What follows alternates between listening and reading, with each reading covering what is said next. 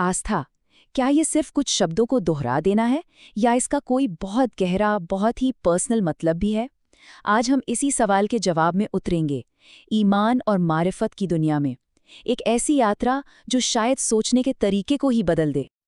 अच्छा, कुरान में एक आयत है जो पहली बार सुनने में थोड़ी सी पजलिंग लग सकते है। वो कहती है, ए ईमान वालो, ईमान लाओ। जरा सोचिए, ये उन लोगों से कहा जा रहा है जो पहले से ही ईमान वाले हैं। तो ये तो एक पहेली जैसी बात हो गई है ना। तो सवाल यही उठता है कि आखिर मानने वालों से दोबारा मानने के लिए क्यों कहा जा रहा है। इसी सवाल का जवाब दरअसल हमें आस्था के एक बहुत ही गहरे स्तर तक ले जाता है। असल में ये आयत इशारा कर रही है कि आस्था के दो स्तर होते हैं। एक सिर्फ जुबान से इकरार करना और दूसरा उसे दिल की गहराई से महसूस करना, एक ऐसी सच्चाई बन जाना जिसे इंसान जीता है। और इसी अंतर को समझने के लिए हमें दो बहुत ही महत्वपूर्ण शब्दों को समझना होगा। पहला है ईमान यानी आस्था और दूसरा है मारिफत यानी एहसास। तो ईमान और मारिफत के बीच एक बहुत ही बुनियादी सा फर्क है। ईमान को समझिए एक शुरुआती बिंदु, आस्था का जुबानी इकरार, और मारिफत है मंजिल, वो गहरा एहसास जो एक सचेत खोज के बाद मिलता है। इसको ऐसे समझते हैं, मान लीजिए ईमान एक दरवाज़ा है। कलमा पढ़कर कोई भी इंसान उस दरवाजे से अंदर आता है और मुस्लिम समुदाय का हिस्सा बन जाता है। ये इस सफ़र का पहला और सबसे ज़रूरी कदम है। तो अगर ईमान दरवाज़ा है तो मारिफत उस घर के अंदर का असली अनुभव है। ये वो मंजिल है जहां आस्था सिर्फ जुबान का कहा शब्द नहीं रहती, बल्कि दिल में उतर जाती है और फिर इंसान के पूरे वजूद को बदल कर रख देती है। तो सवाल ये है कि इस गहरे एहसास, इस मारिफत तक पहुंचा कैसे जाए। देखिए, ये कोई रहस्यमयी चीज़ नहीं है। ये तो सोचने, समझने और चिंतन करने का नतीजा है। एक तरह से इसे ईश्वर का विज्ञान भी कहा जा सकता है। मतलब ये गहरी आस्था किसी जादू से नहीं मिलती, ये तो हमारे दिमाग और हमारी बुद्धि का सही इस्तेमाल करने से मिलती है। ये एक ऐसी यात्रा है जिस पर कोई भी निकल सकता है। तो फिर इस एहसास को पाने के साधन क्या हैं, तरीके क्या हैं? ये कुरान को सिर्फ रटने से नहीं, बल्कि उसे समझकर पढ़ने से होता है। ये प्रकृति की व्यवस्थाओं को, उसके सिस्टम्स को गौर से देखने से होता है।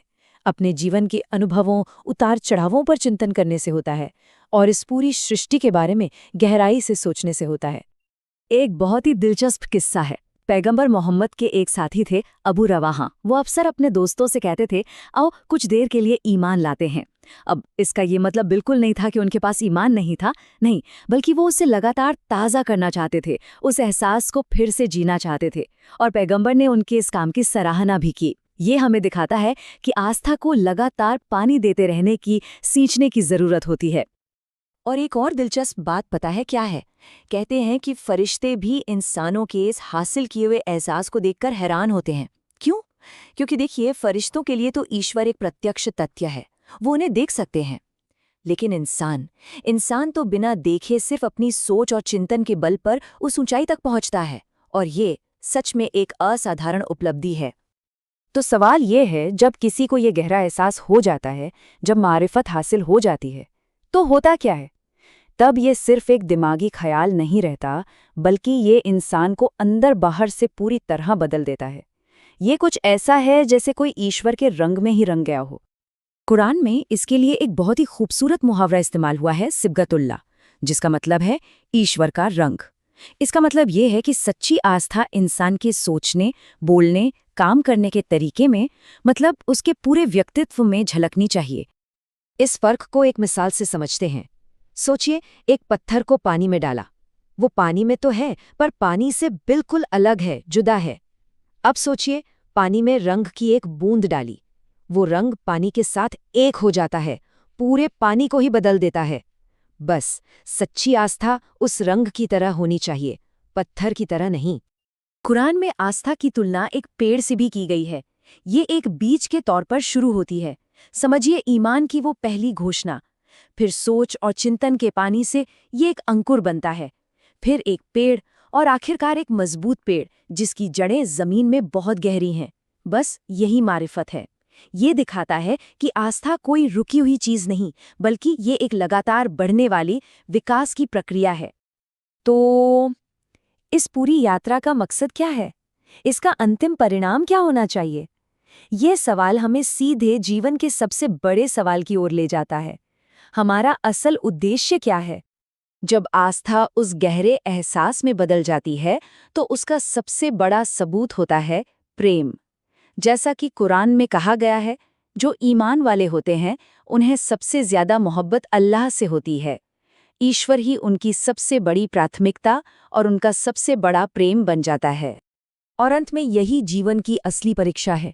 ये जीवन सिर्फ एक अवसर है और अंतिम सवाल यही होगा कि क्या ईश्वर ही सबसे बड़ी प्राथमिकता था? सफलता इसी बात पर निर्भर करेगी कि आस्था कितनी गहरी थी। तो इस पूरी बात का निचोड़ क्या है? मुस्लिम होना एक शुरुआत है, एक शुरुआती पहचान। मोमिन बनना उस पहचान को जीने का सफर है, और मारिफत वो मंजिल है जहां आस्था एक गहरा, अटूट एहसास बन जाती है। तो अब सोचने की बात यह है कि किसी की आस्था क्या है?